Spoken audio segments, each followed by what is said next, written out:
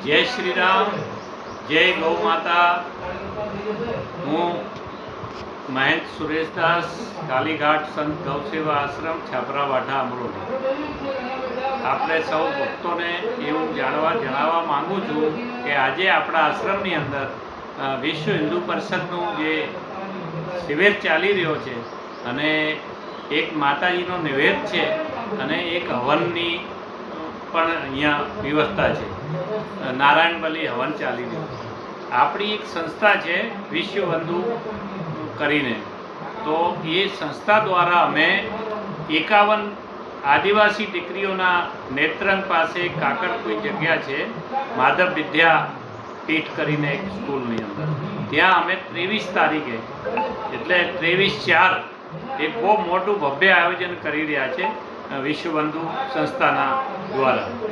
અને એમાં ઘણા સારા લોકો આવવાના છે। આપણા મુખ્યમંત્રી પધારવાના છે અને 8 મંત્રીઓ છે, લોકલના બધા ધારાસભ્યો છે અને 1000 સાધુ સંતો ત્યાં પધારવાના છે।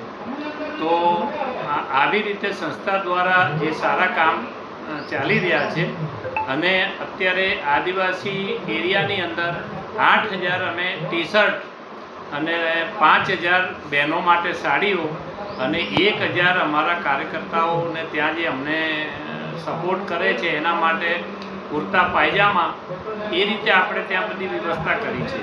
અને 3000 અમને છે ને ઘડિયાળો બનાવ્યા છે આ રીતના।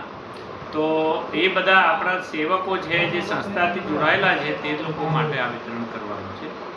અને હિન્દુ સંસ્કૃતિ, સનાતન સંસ્કૃતિ માટે અમે જે કામ કરી રહ્યા છે એ અમને બધાને અમે લોકો જાગૃત કરવા માંગીએ છીએ।